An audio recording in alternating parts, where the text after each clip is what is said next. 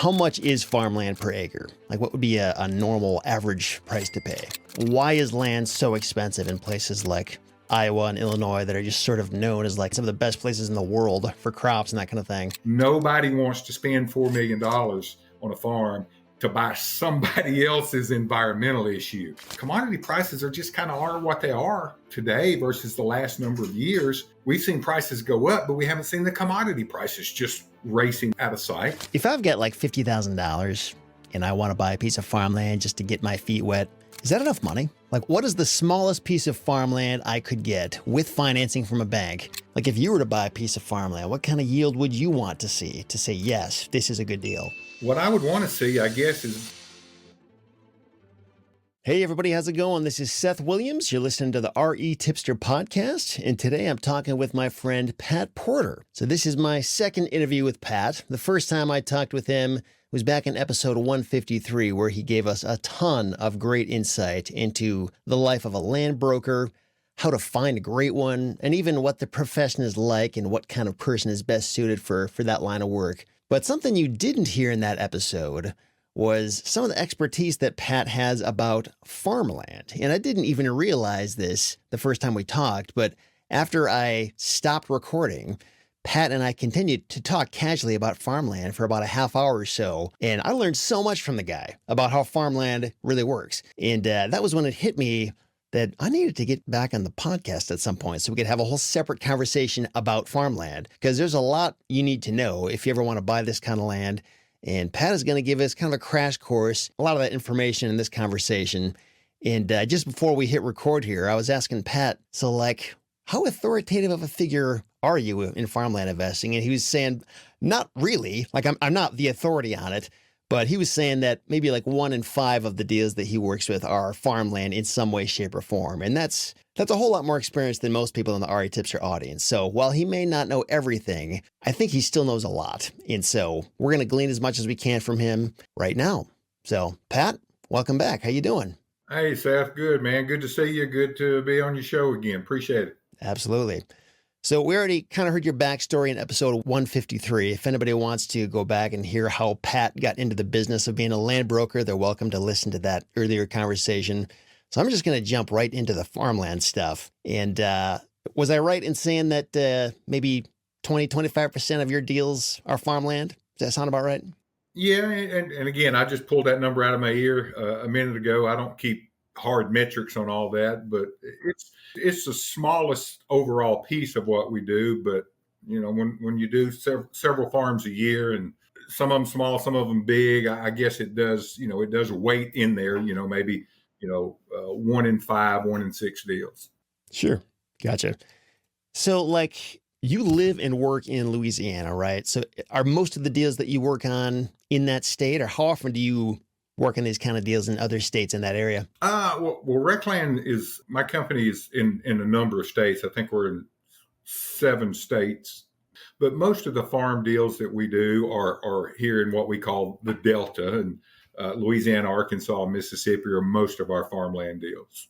So like, if somebody's kind of agnostic about which markets they work in, like if I want to go out there and buy farmland, I don't really care where it is. I just want it to be in the U.S. I want it to give me some kind of yield. I mean, do you have an idea, like what are the top 3 to 5 states they should be looking at? I don't know if you know that given where you work, but does anything come to mind? Like, yeah, check out this, and this state. Well, I'm real partial to our part of the universe down here, Yeah, makes sense. I really am. But, just like you, I see a lot of action taking place in the Midwest, where farmland prices are just exorbitant, ridiculous, absurd, through the roof. You pick your adjective, and so those things always jump off the page when I see that. But my expertise of what little bit I do know is down here in our part of the world, and I guess I'm biased to the Delta area down here. Yeah, that makes sense. Well, and when you say the prices are through the roof, so like, what does that mean? Like, how much per acre are we talking that in your book means like, that's kind of ridiculous? And what's a more normal, reasonable price for farmland? Well, again, that's my way. And that's all just a matter of perspective from your vantage point, because we'll sell farms down here, 3, 4, 5,000 an acre. And then I see deals that are going off at 65, 75, 8,500 an acre. 10,500 an acre in in Illinois and Iowa and parts of the Midwest, and double what we're doing down here. And I know everything is not exactly apples to apples, but still, you just look at those comparative numbers and you go, wow, when you look at that, a $10,000 an acre deal in the Midwest somewhere versus a $4,500 an acre deal down here. I mean, it's just wow. It really is. Now, why is land that expensive? Like, is that inflated? Like, are people actually getting a return to justify that? Or is that there's some other weird reason why people are overpaying for farmland? Any ideas on that? You and I discussed that back in episode one, with the end of episode 153 a little bit. Yeah. I actually talked to one of my agents yesterday who he's a second generation farmer, and he sold a number of farm tracts himself, very knowledgeable guy. And he kind of reached back into the 90s when Alan Greenspan used that phrase, exorbitant exuberance, I believe was the phrase he used. He wasn't talking about farmland, but he was talking about just how our irrational exuberance, I believe is the Greenspan phrase, where he and I are just scratching our heads going, in our little peanut brains, we can't figure out how to make the economics work on some of these numbers. So I don't really know how the economics work on some of those Midwest deals. I've got my opinion, my hunch, but I don't necessarily know for sure how they're making those things work. Mm-hmm. Gotcha. Maybe more of a fundamental question is, why buy farmland at all? Like, if I'm a newer land investor, I've got a bunch of money laying around, I want to park it somewhere. Like, what is the appeal of farmland? Is it just because it's easy? Like, you don't have to do anything?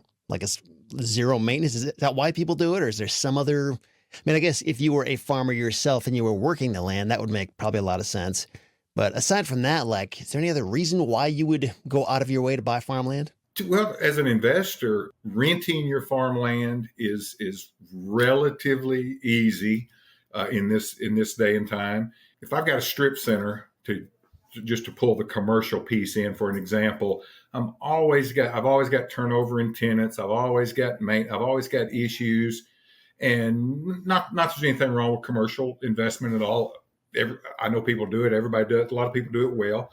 It's just what you prefer. In my opinion, farmland is probably a touch easier than something like that. It's a lot more hands off.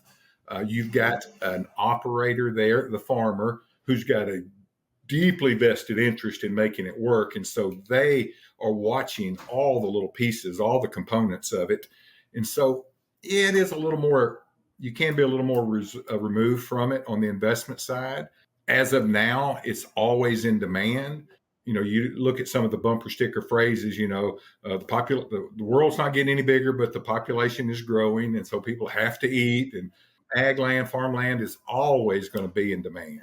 I don't have any like hard statistics on this or anything, but it seems like more and more agricultural land is going out of production every year. At least when I look around my market, it seems like every year I see a new parcel of farmland that is no longer being farmed. It's being developed into a residential subdivision or something like that. Is that accurate? That like we're losing farmland every year? So it's sort of it's an asset base that's getting lower or smaller and smaller every year? I would guess. My guess is that we are losing some actual tillable acres. My guess is that because not only does some of it go into a higher and better use for, say development, but also a lot of it, you've got the USDA programs, WRP, WRE, CRP, all the different equip programs that people are putting their farmland into. And so those acres are coming out. However, we also sell a good number of tracts of CRP that are being put back into production. So I don't know the exact data like you. My guess is we're losing some acres, but we might not be, because stuff's going out of production, but there's also stuff going into production as well, or back into production. So that's a great question, Seth. I'd love to see some hard numbers to know the actual acreage. Is it increasing or decreasing? And when you say CRP, what does that mean? Conservation Reserve Program. It's a USDA program similar to WRP, where farmland is taken out of production and put into wildlife habitat. And depending on what part of the country it's in, it may go into trees, it may go into grassland, but just put into a conservation program for wildlife habitat. Department of Agriculture pays an annual rental rate to the landowner for the right to be able to keep that land in a conservation program. So it's income to the landowner without having to lease it out to farming. Is that subsidy that they're getting, is that about what they would be making if they were leasing it out to a farmer, or is it less, do you think? Or do you know anything about that? Yeah, it's as soon as I say this, there's going to be somebody out there that's going to raise Sure. the exception flag and go, no, you're wrong because I know a place. Okay, there's probably some exceptions. I know what, in general, in our part of the world, what the CRP rental rate is. And when you compare that to, cash rent for farm ground, it's a little less, but it's also guaranteed. It's hands off. You never have to do anything, never have to touch it. It's a check that comes annually, once a year. You don't do anything to the property. So yeah, if it's a little less, there's some trade-off in that you're not having to be hands-on anymore with your property. You literally can put it in a program, walk away, and forget about it. Do you know why that's a thing? Like, why is the government paying people to not do anything? Like, I'm sure there's some rationale behind that. Do you know what that is? I don't want to mislead anybody in those USDA programs that are WRP, CRP, those type of conservation programs are not the government just giving you money to leave your land alone. There is a purpose there. It's taking substandard, according to somebody's definition, substandard farm ground, taking it out of production and putting it back into either wetland habitat, wildlife habitat, trees and grasses. So there's some value to that.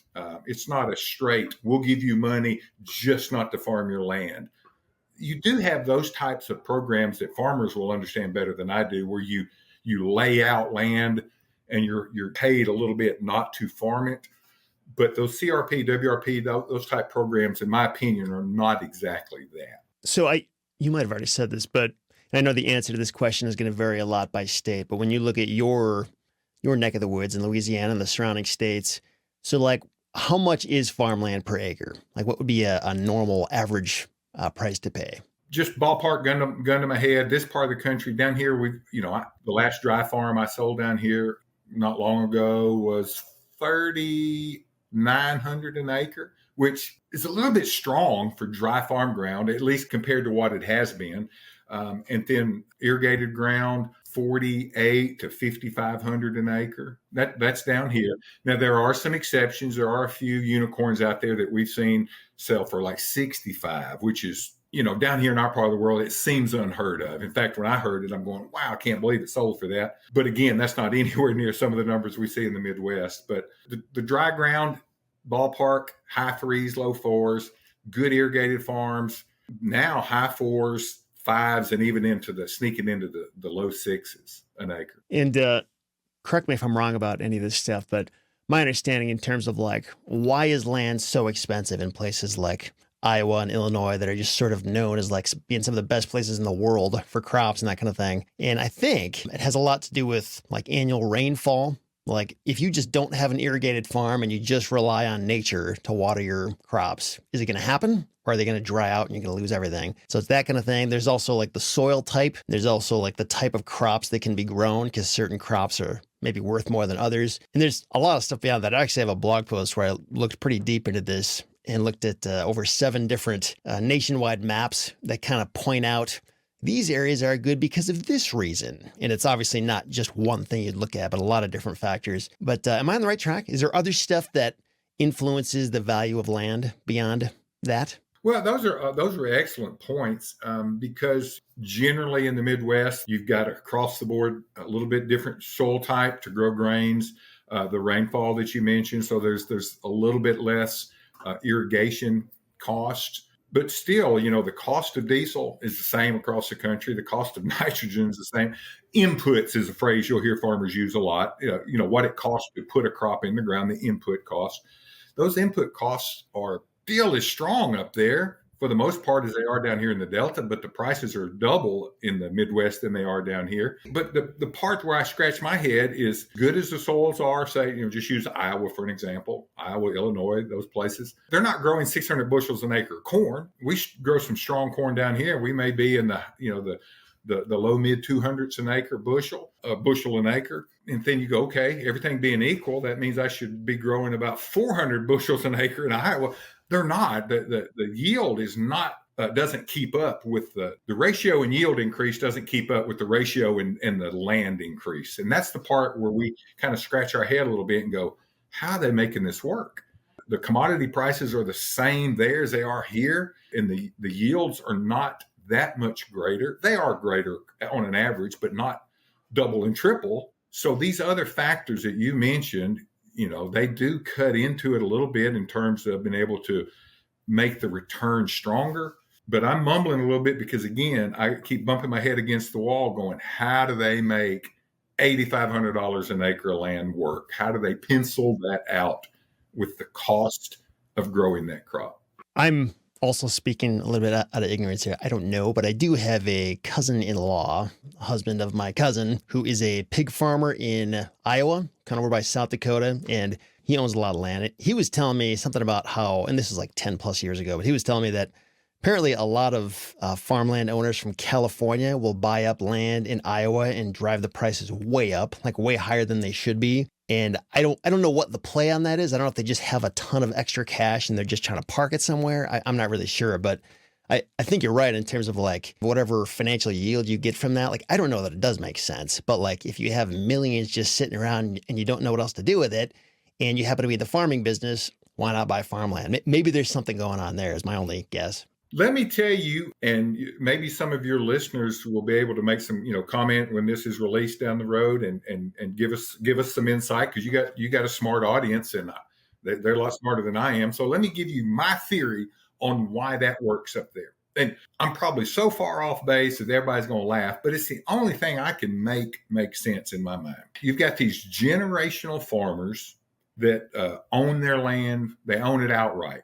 And they've been multi-generational farmers, you hand it down, and they've got, say, 2,000, 3,000, 5,000 acres, whatever. A farm comes up for sale that's either joins them or nearby in their footprint, so to speak, that they can then roll that into their operation without it being burdensome. And they can then pay, just for conversation's sake, let's say $8,000 an acre. Crazy number, in my opinion, but they can pay $9,000 an acre for a 80, 90, 200 acre tract that comes up for sale.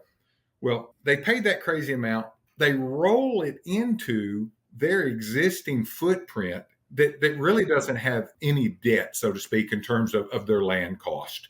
And so they've taken that $7,000, $8,000, $9,000 an acre for a couple of hundred acres, spread it out into their whole operation, and they've diluted the cost of that land down greatly just by rolling it into their existing operation, and it becomes very manageable at that point.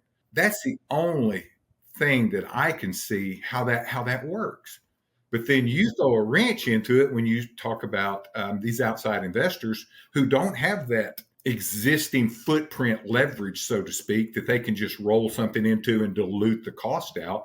They're coming in for it. Now they've got a big debt nut to service, in addition to all the just the normal costs and expenses of owning ground or farming ground. How they make that work, Seth, I don't know. But my humble little theory of how owner operators just roll it into their existing farm footprint, I can see how that works, because that makes economic sense to me. I can do the math on that. I'm not a smart guy, but I can do that little bit of math. I can go, yeah, I can make that work.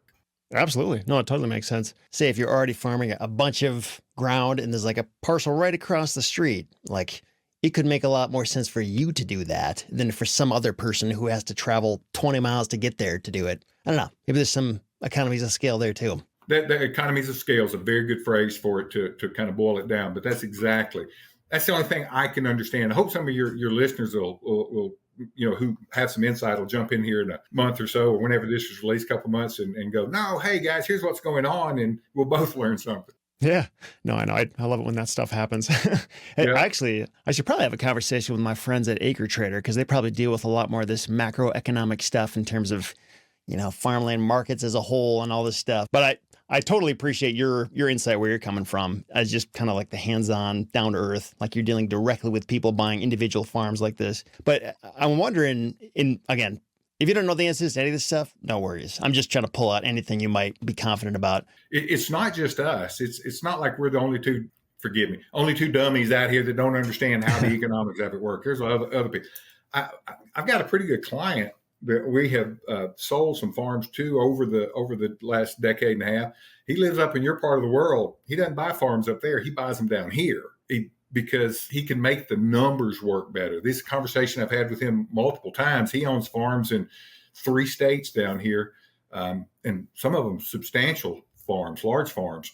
He doesn't buy them up there. He buys them down here. He's a long way away. He gets good operators, and he does very well. But he's also scratching his head, and he lives up there. He prefers our economics a lot better than the economics in the Midwest. Well, that's a great point. I mean, there's really no reason why you couldn't do that as a farmland investor, buy land in some other state that you never really see. You just need to know that the fundamentals make sense and that it's a good piece of farm ground and you can find a good farmer to lease it from you and that kind of thing. That leads me to another question I've got. So just like any land investment, there are different hot button issues that can kind of make a big difference in terms of whether or not a farmland investment is good or bad based on the geography and what different factors might affect it. For example, like wetlands and flood zones and soil types and all this stuff. So, and this varies a lot depending on what state you're working in. For example, if I'm trying to buy a piece of farmland in Louisiana and I've never been to that area, how important is it that I personally go and physically inspect that property myself? Or what kind of tests or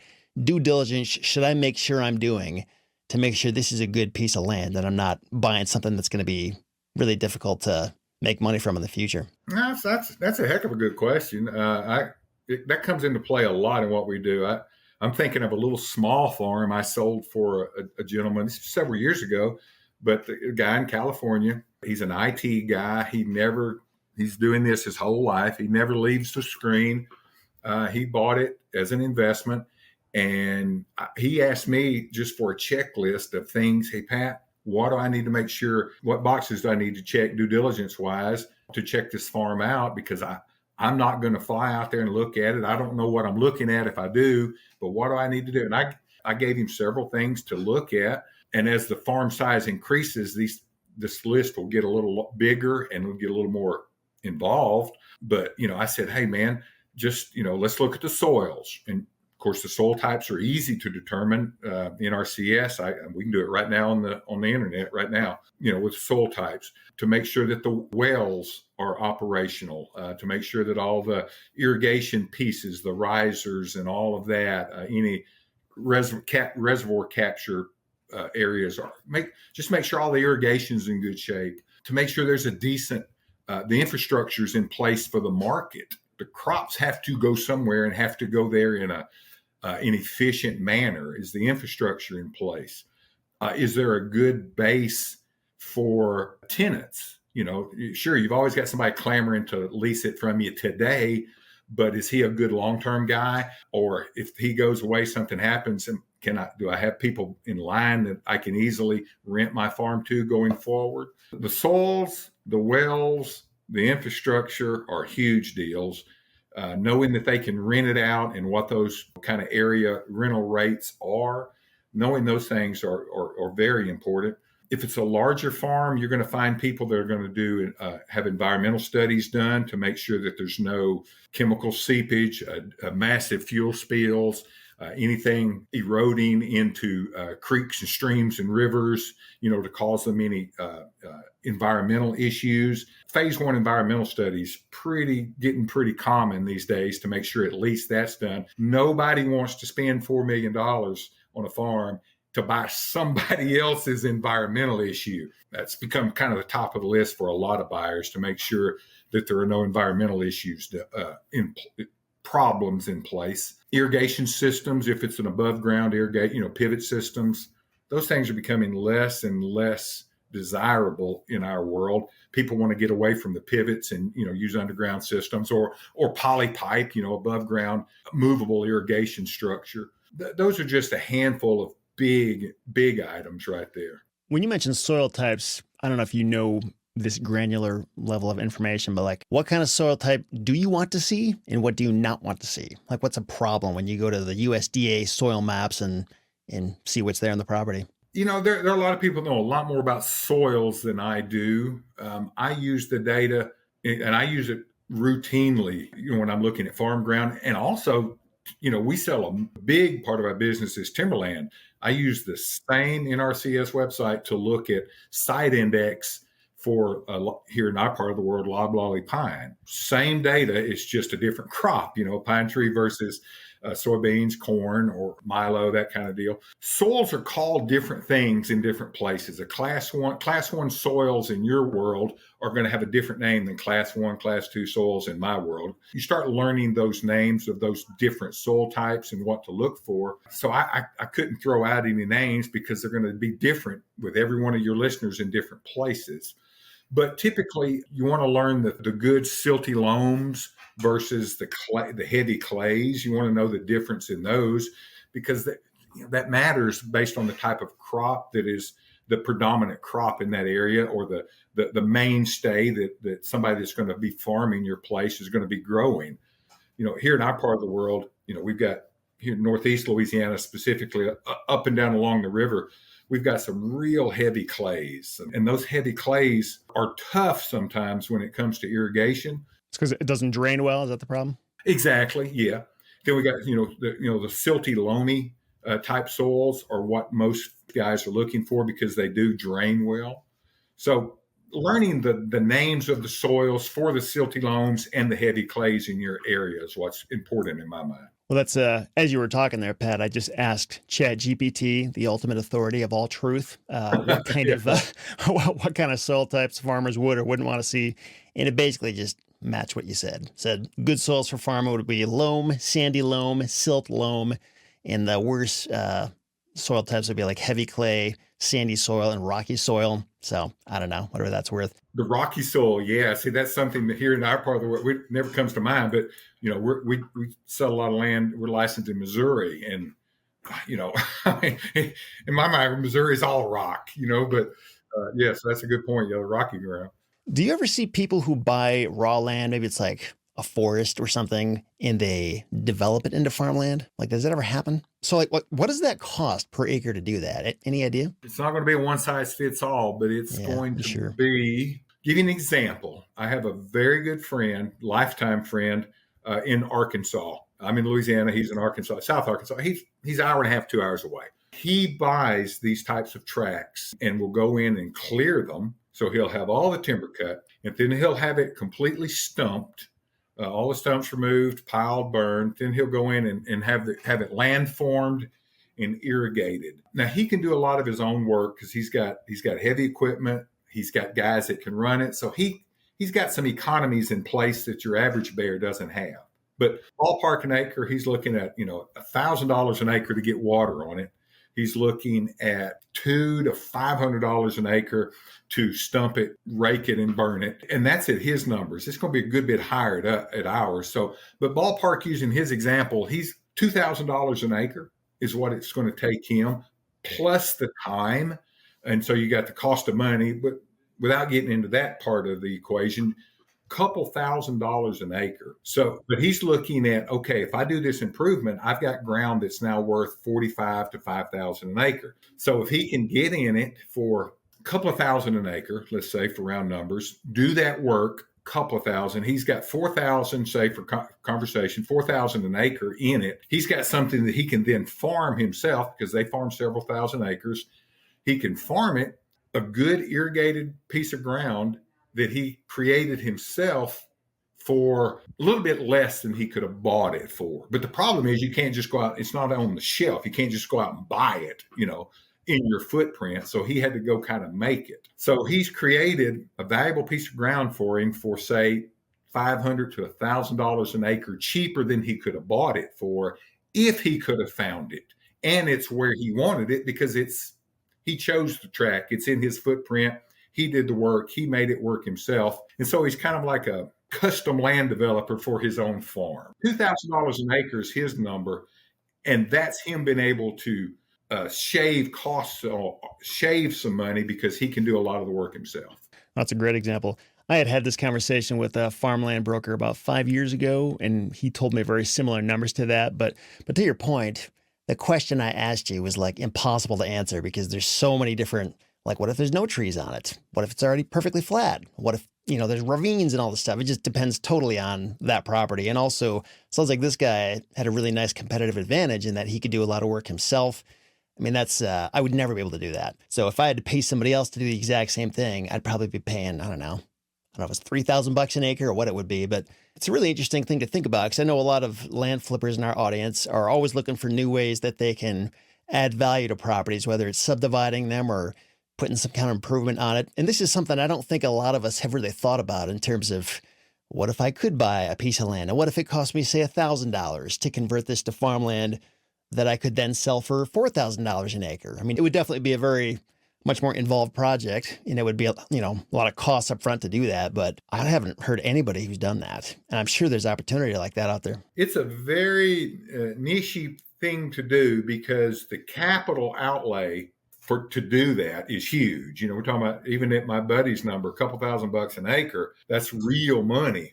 And over time, and he's a good while before he starts getting any return. So he's got his neck out there until he gets this thing, a crop on it, and starts getting a little bit of return. But they're third generational farmers. They know what they're doing. It's not their first rodeo. So it's a lot less risk when you know what you're doing and you've done it in the past and you've kind of been there, done that. Take some of the sting out of the risk. They also, in our part of the country, this doesn't work everywhere, but you use the example of it's got trees on it. They also buy catfish pond, ground that's been in catfish ponds, and just convert the ponds back into tillable acres. That's same scenario, but just a bird of a different color, so to speak. Instead of taking down trees, you're taking down levees and forming the ground for irrigation based on that. So that's popular down here too, but it's hard to find those tracts. But when you can find them, they really make some pretty good farms. Do you know, what is a normal financial yield? Not crop yield, but what kind of ROI should a person reasonably expect if they invest in a piece of farmland? Is it 3% or 5% or, and I know this depends totally on the person and all this stuff, but if you were to buy a piece of farmland, what kind of yield would you want to see to say, yes, this is a good deal? What I would want to see, I guess, is, of course, I'd want to see double digits. Okay, great, fine. Knock yourself out. You go buy all those up you can.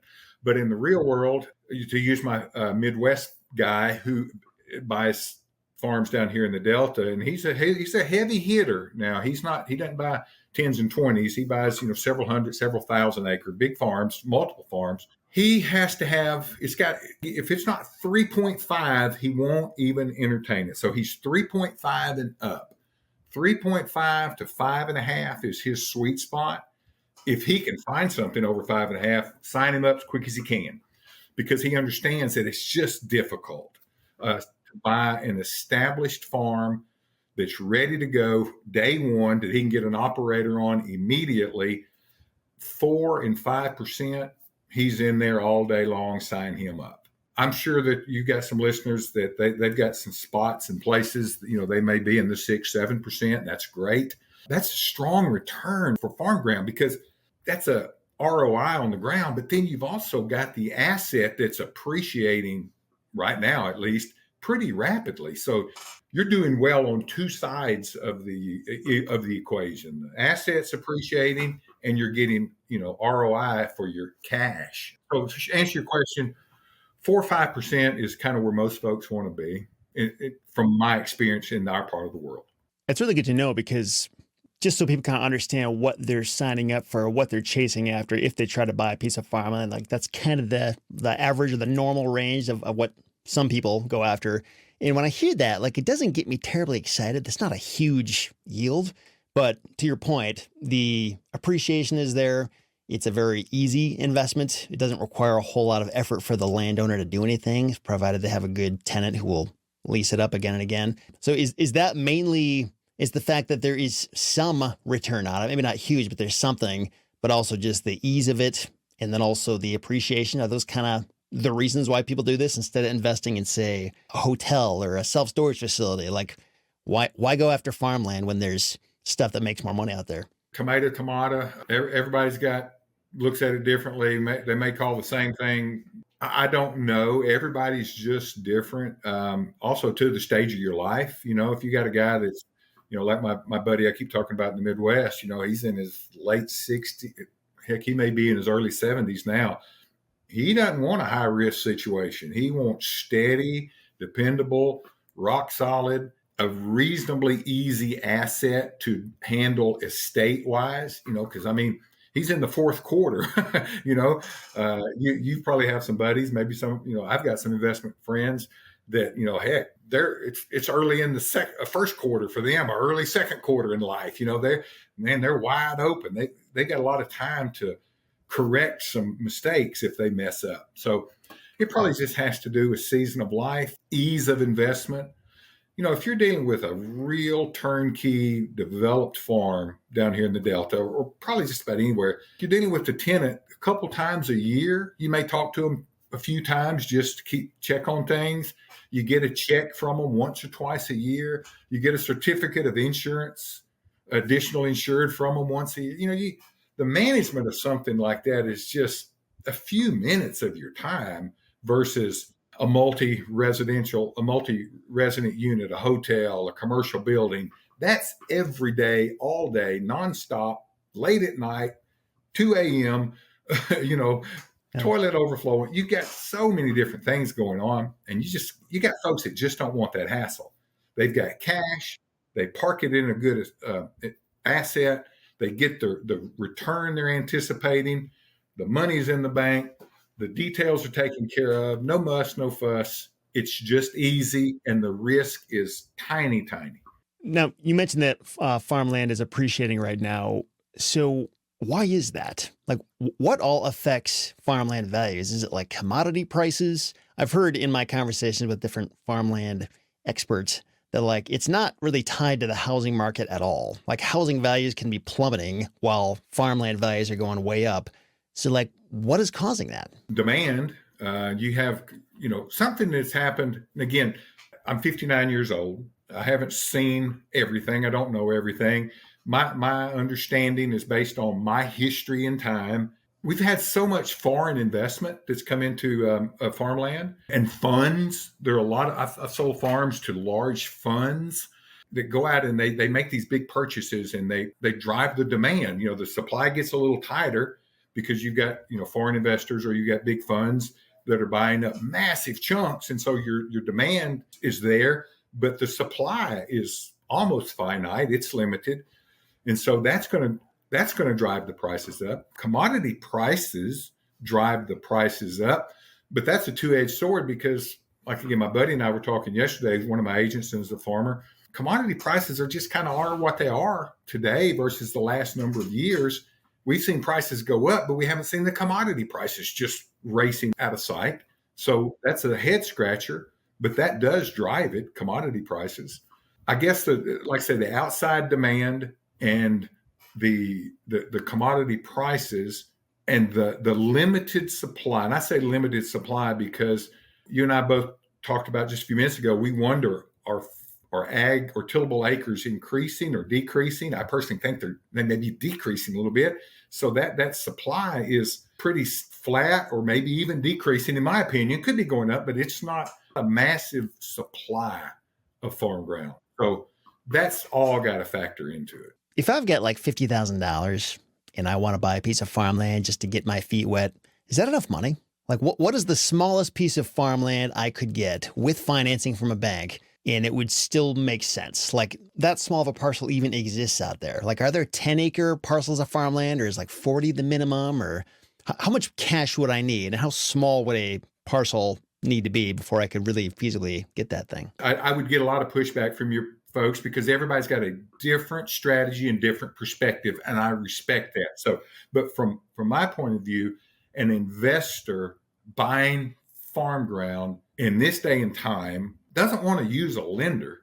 It just think about it right now. If you went and bought a piece of ground, you bought a farm, what the interest would be, just with the banks you use, what's the interest rates, and you look at your return and you're going, golly, my return might not service the note. It might not, depending on your mathematics there, and depending on how much cash you put into it. So I would think it would need to be a cash investor who's buying an asset that they're going to just lease out and not own or operate. And so with that in mind, it's got to be a straight up cash deal. To find a good tenant in our part of the world, 40-acre farms, people lease them all the time, but it's got to be in a good spot. It's got to be in a footprint that there are a lot of good operators so that you can always keep that 40 acres rented, because 40 is small, especially if you're wanting to irrigate it. 40 acres is a pretty small tract of ground to irrigate. There's a lot of them out there. Don't get me wrong. They're out there.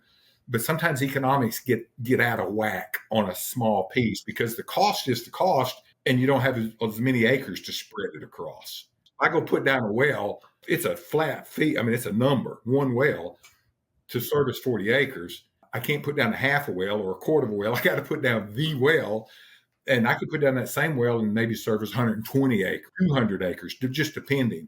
So I can spread that cost out over more acres. And that makes sense to you and all your listeners. But if it's a small piece, it's got to be in a great footprint, because it's hard for a good operator who's 45 minutes away to put equipment on the road and employees on the road to go and work a 40-acre tract somewhere, because you lost a tenant and you got to lease it to this other guy. So you got to have people all around those smaller tracts to keep it leased out. Did that make sense? Oh, for sure. Yeah. If it's a large farm, it's a lot easier, but a small farm is tougher. And that was one of those kind of light bulb moments I had. It's actually like a very obvious thing you're saying here, but it just never occurred to me until we talked about this last time when you mentioned location matters in terms of like, there's got to be sort of an existing farmer economy in that area. You don't just like develop a 40-acre piece of farmland, 100 miles from the nearest farm. Like it's going to be a lot harder for you that way. I'll tell you how I learned that, Seth. I don't mean to interrupt you, but I tell you how I learned that. It's not like I came into this with all this knowledge and information. I was helping the Louisiana guy who is a farmer and an investor and a real estate agent. He's a land agent, helping him look at a farm probably 5 hours away from us in north central Arkansas. And it was a great price. And it was a beautiful farm. I mean, it was all there. And then it was just, you pluck it out, you look at that farm, you go, oh, wow, this is great. What a deal.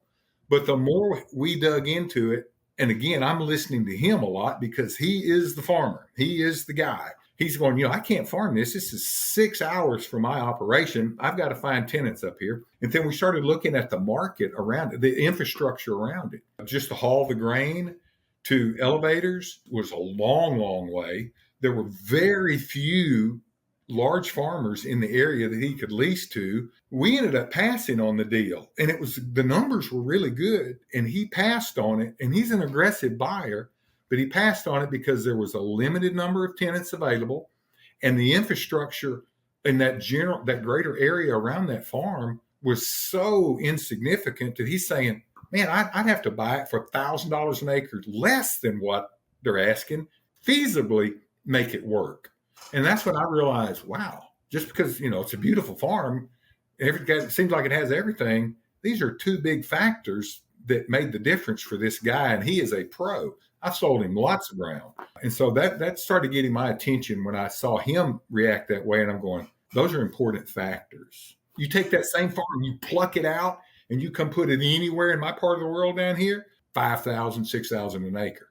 But up there, he passed on it for a lot less money just because he couldn't make it work. So this idea of buying a piece of farmland that's not irrigated and then irrigating it, and that just by doing that, it makes the property's value go up significantly just because now it's irrigated and the farmer can kind of have more of a guarantee that their crop is actually going to turn out well. So it almost kind of reminds me of like flipping a house where you buy something that's worth less, you make an improvement, and it's very clearly worth more as a result of that. Maybe you wonder, like, how does that work in terms of like, what does it cost to use this 40-acre example that's not irrigated, and then like drill the well, add the irrigation equipment. I don't know if you have any examples in Louisiana there, just in terms of the cost of that. Like I know to drill a well in Texas would probably be a lot more than it would be in Louisiana, for example. But just thinking through that kind of project on paper, like if I wanted to buy a parcel of farmland, add the irrigation, sell it for more, does that ever make sense? Like, do the numbers work out? Oh, absolutely. Yeah, absolutely. One little point to add in, since we're talking about irrigation specifically, again, you'll have folks that'll go, hey, I know a different exception. Many I don't want to use the word most because I don't know, but I do know many, many lenders whose business is crop loans for farmers, for operators.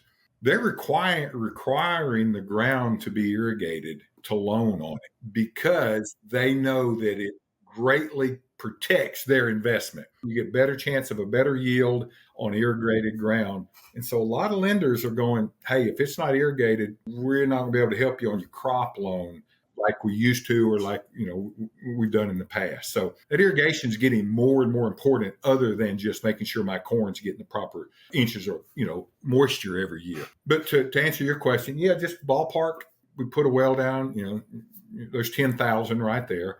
And then you've got the infrastructure. If you've got underground piping, again, all that's going to depend on the distance and the degree of work. Most farmers down in our part of the world now are using risers with polypipe, because polypipe has gotten so easy to use. It's pretty inexpensive. You understand, polypipe, you know what I mean, and I'm sure your readers do, or your listeners do too. Why don't you tell us what that is, just in case we don't know what that is? Polypipe, if it's the 12-inch diameter white plastic tubes you've seen laying PVC? on the ground. Yeah, that's polypipe, and it's hooked up to risers. Risers are a solid piece that come out of the ground that the well pushes water through pipes to the riser. It's called a riser because it rises out of the ground. Hook the polypipe to it, and water fills the pipe, and they lay that pipe down out along the row, so it runs down the row furrows, and then they'll pierce the pipe. It doesn't come with holes in it. It's a solid piece, but you just go in and you puncture it in each furrow and to let the water out, and it runs down the rows. Polypipe. It's a real easy, efficient way to water these days. Anyway, you got the well 10,000. You got your infrastructure of the underground piping, the risers. That's one thing, but the major cost outside the well is you've got to make sure your ground is to grade so that the water will run the rate you want it to run, the direction you want it to run. Because if the ground's not properly leveled and set to grade, will flow a certain direction at a certain pace, then it really becomes useless. And a lot of people don't think about it. I'll put a well down. Well, yeah, but that ground is all like this and crazy. It's got to be leveled. And we use the word level, but the ground's not level. It's set to grade. It's actually at an angle, very small angle, but set to a grade. And the cost of that runs the gamut, depending on how much work it takes to cut that ground to grade. There's some ground it's easy to cut because it's just gently rolling. They don't have to cut much, and it's already sort of rolling the direction that makes sense for the shape of the tract. So cutting it to grade can be very expensive. It can be it's going to be several $100s an acre, no matter what, but it can really get more substantial depending on how much it takes to put that property to grade. So each one of them is going to be different, but you're looking at, again, I use my Arkansas buddy as an example. He roughly says, hey, if I buy a piece of ground to get water on, it's going to cost me anywhere from $1,000 to $1,500 an acre. Just sort of his rule of thumb in his universe. Is there like a industry professional, like if I'm trying to do a Google search for whoever can help me figure out what those costs are going to be, is there like a certain type of contractor that does all of that? Or do I have to contact one person for the irrigation equipment and then find an excavator who can move the earth around? Like, how do I figure out and put those numbers together to figure out the real cost for that? Typically, you got two different folks there. You got your irrigation people, and then you've got your dirt guys. And there are companies out there that land form and will cut a piece of property to grade. And it's just, I don't know how to tell you who to use anywhere. I mean, I know who I'd use down here because I'm local, but it's just going to be finding those people online. It's going to be very easy. Somebody's in a farming community. There's going to be a handful of irrigation companies. Farming universe, they're probably going to know irrigation companies just by name, even if they've never used them. They've heard of this company, that company, because they're the ones that put down wells, and not just for farm ground. They put down wells for WRP, for duck impoundments, for catfish ponds. They put down wells for rural home sites. They're the company that does it. So they're the easy guys to find. And then you got to shop around just a little bit for the landformers. Awesome. Pat, thanks so much. I'm very grateful to have the chance to talk to you about this stuff. If people want to learn more about you or check out farmland properties you've got for sale, what's the best place to go for that? Recland.net is our main website. And of course, I'm easy to find on social media. Don't look for Pat Porter. You won't find much of that, but you'll find, if you search Recland, Recland Realty, or Recland Talks on any of the social platforms, you'll find us. But recland.net is our main site. I'll be sure to include links to all that stuff in the show notes for retipster.com/182. Back in program 153 that we did, you put a link in there that if any of your listeners wanted to email me for a copy of one of my books, and I had really a ton of responses. People email, Awesome. ask questions. I sent them. Be glad to do that again for your listeners. You got a great audience out there, so. It doesn't cost anything. There's no tricks, gimmicks. You don't get put on a mailing list. You just simply email me at office@recland.net.